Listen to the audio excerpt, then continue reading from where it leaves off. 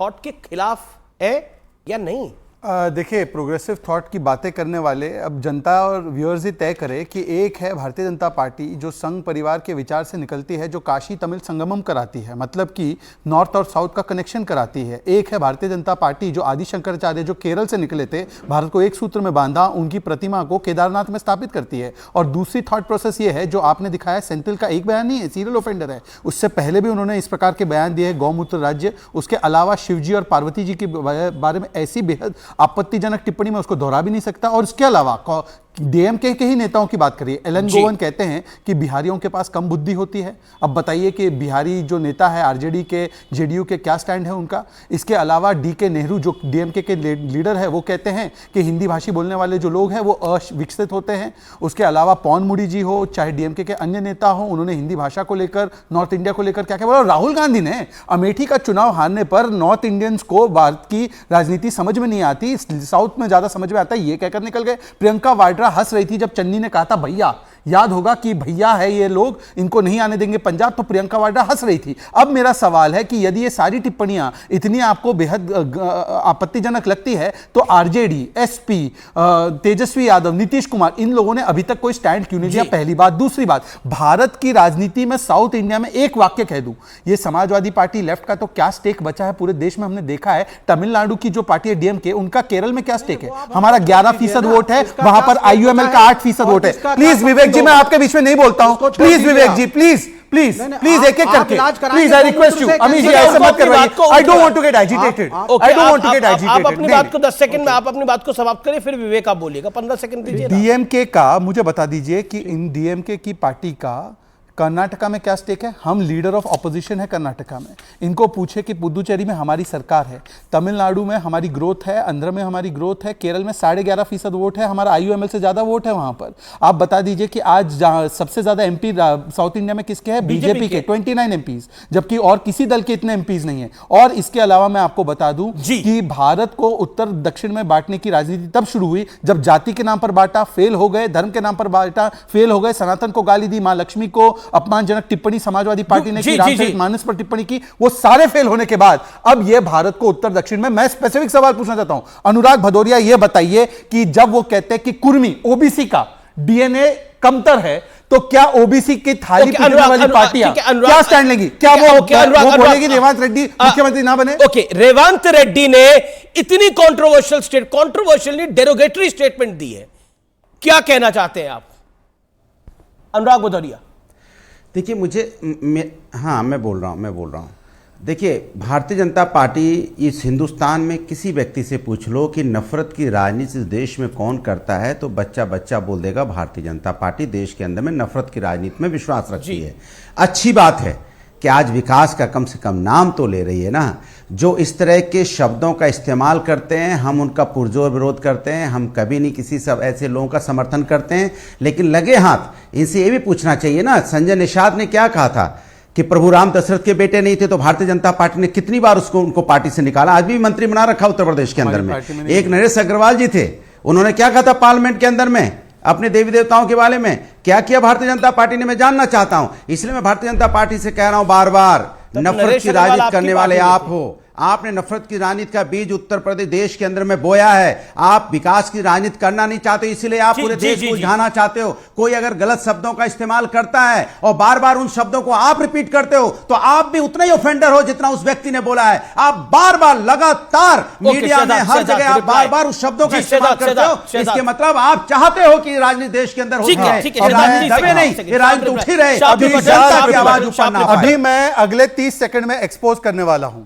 जो नरेश अग्रवाल का बयान आया 19 जुलाई 2017 में आया, उनको समाजवादी पार्टी ने निकाला नहीं, वो स्वयं 2018 मार्च में पार्टी में आज। एक सेकंड अब अनुराग भदौरिया के ही पैमाने पर मुझे बताएं इनकी आवाज को कम किया जाए, ये इसलिए बोलते हैं ताकि जनता को सुनाई ना दे। अमीश जी, मैं आपसे रिक्वेस्ट कर रहा हूं, अमीश जी आपके पीसीआर से रिक्वेस्ट कर रहा हूं, मेरी आवाज ना पहुंचे, इसलिए बार बार बीच में बोलते हैं। नहीं, मैं अमीश जी मैं तब तक नहीं बोलने दूंगा जब तक मेरा समय नहीं होगा, और मेरी बात पूरी नहीं आने देंगे, मेरी बात पूरी नहीं आने देंगे, मैं तब तक नहीं रुकूंगा। मुझे पता है अनुराग, चलिए अब मैं बोलता हूं।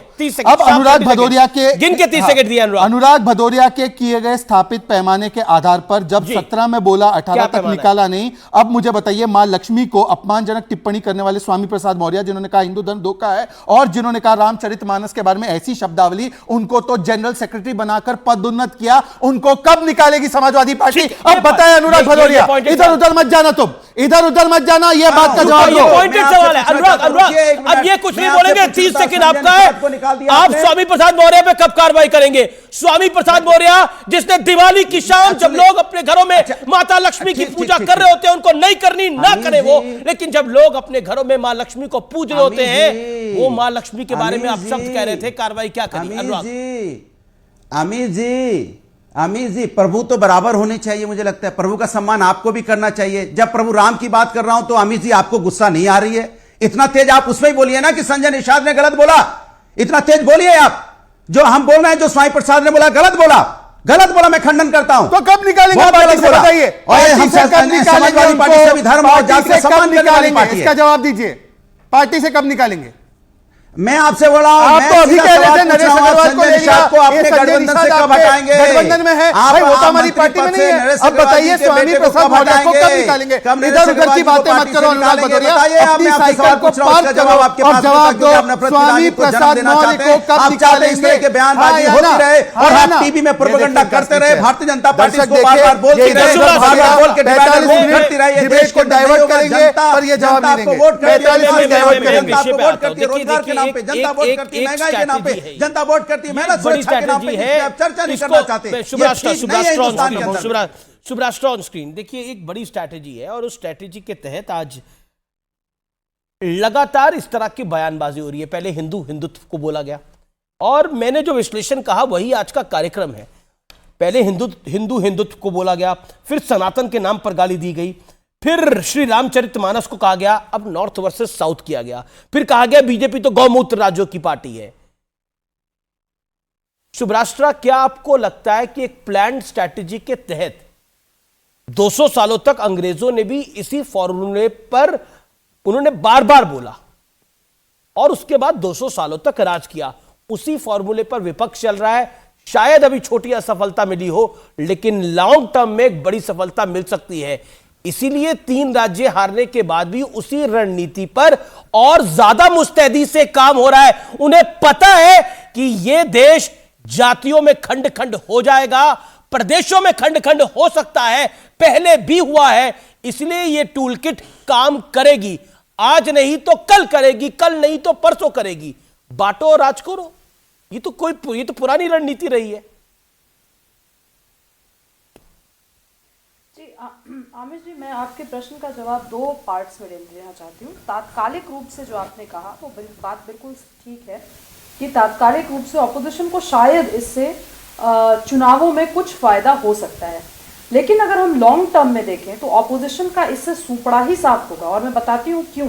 कैसे? क्योंकि जिस तरीके की विचारधारा की बात ये डीएमके या कांग्रेस पार्टी या और भी जो घटक दल हैं इंडिया अलायंस के वो कर रहे हैं, वो भाषा, वो कंटेंट, वो आइडियोलॉजी, वो सब जनता से कटी हुई आइडियोलॉजी है।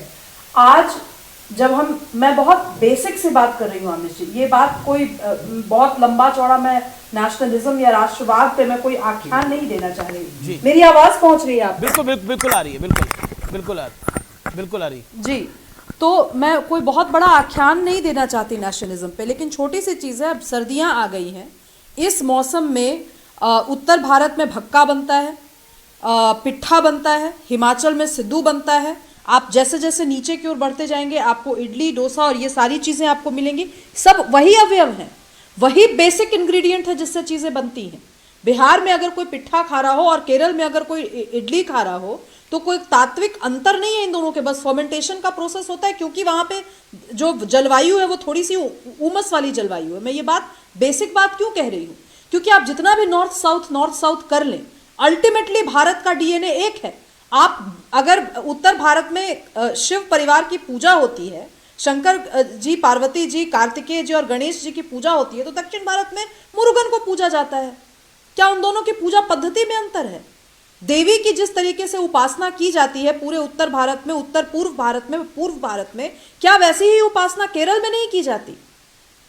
जी। ये जिस तरीके की आइडियोलॉजी की बात ये कर रहे हैं, ये पूर्णतः वेस्टर्न डोमिनेटेड कम्युनिस्ट मार्क्सिस्ट, मैं और शब्द नहीं बोलना चाहती क्योंकि उससे हो सकता है ओके विवेक पैनल में वांट्स टू बैठने रिप्लाई, होती है, देन आई विल काफी गो टू रूप से trigger हो जाएंगे। कृषांक माने आल्सो। लेकिन उस आइडियोलॉजी का सुब्राष्ट्रा, मुंहतोड़ आप जवाब सुनिए। भारत की जनता देती है। जी सुब्राष्ट्रा, विवेक जी कुछ आपकी- कह रहे हैं। नहीं, वो जनता जी, जवाब जी, दे या ना जी, दे, सुनाइए देश को विवेक जोड़ने का सूत्र धर्म नहीं है।